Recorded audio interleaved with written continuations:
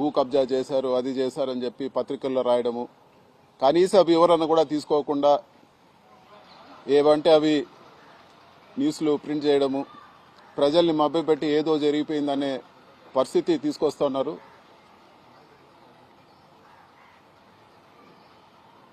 Mangalampeta village పరిధిలో పుంగనూరు కాన్స్టిట్యున్సీలో 2000 సంవత్సరంలో దాదాపు 75 ఎకరాలు మా కుటుంబ సభ్యుల పేర్లో కొనడం జరిగింది. సో ఈ భూమి వివరాల్లోకి వెళ్తే 1968లోనే ఫారెస్ట్ సెంట్రల్ గవర్నమెంట్ రిలీజ్ చేసిన ఫారెస్ట్ గెజెట్లో కూడా ఆ భూమి వివరాలు ఉన్నాయి. అది ఫారెస్ట్ ల్యాండ్ కాదని చెప్పి కూడా గెజెట్లో పబ్లిష్ చేయడం జరిగింది.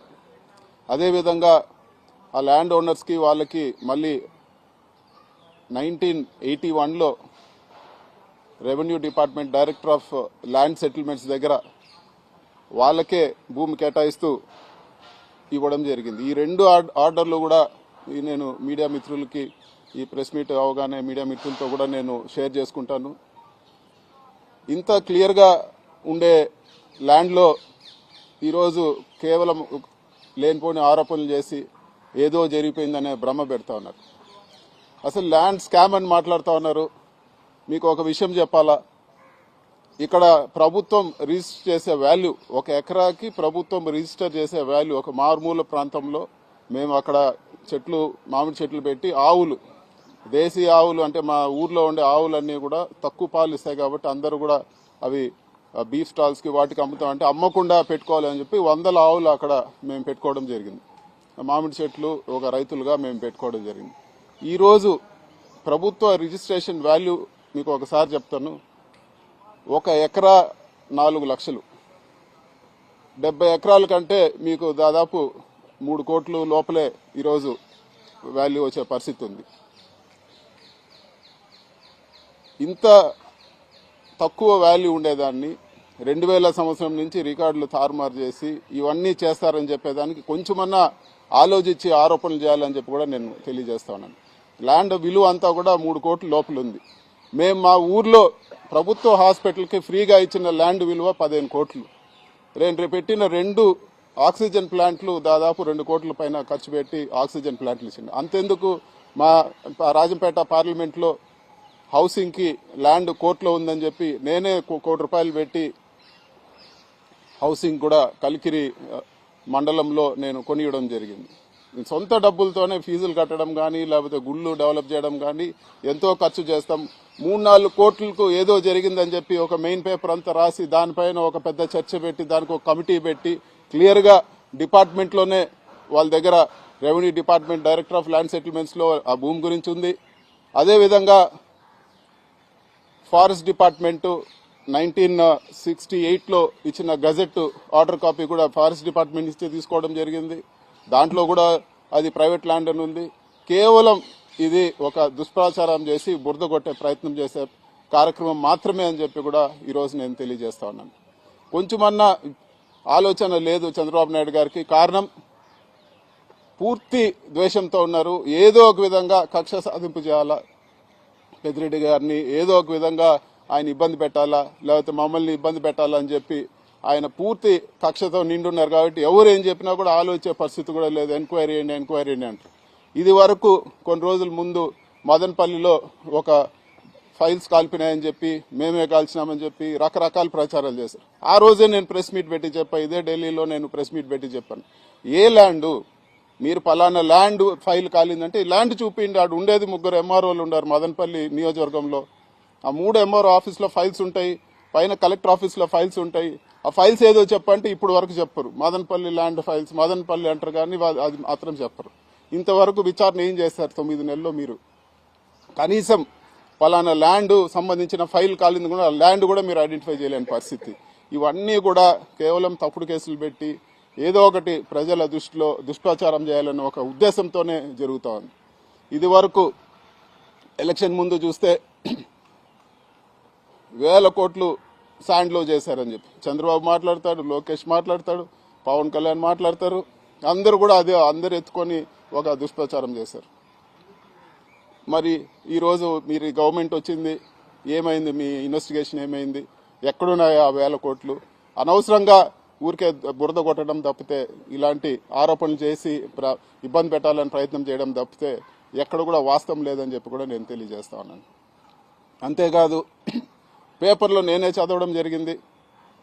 డిస్టిలరీలో ఎస్పీవై రెడ్డి డిస్టిలరీలో నాకు భాగం ఉందని చెప్పి మాట్లాడారు. ప్రూవ్ చేయమని చెప్పి నేను అడుగుతా ఉన్నాను. నేను ఎన్నిసార్లు మాట్లాడినా కూడా ఇప్పుడు వరకు కూడా ఎక్కడ మీ అధికారం ఉంది, మీ డిపార్ట్మెంట్ ఉంది, మీరు ప్రూవ్ చేయండి, మీ ఆరోపణలు ప్రూవ్ చేయండి, లేకపోతే క్షమాపణ చెప్పమని చెప్పి కూడా నేను కోరుతా ఉన్నాను.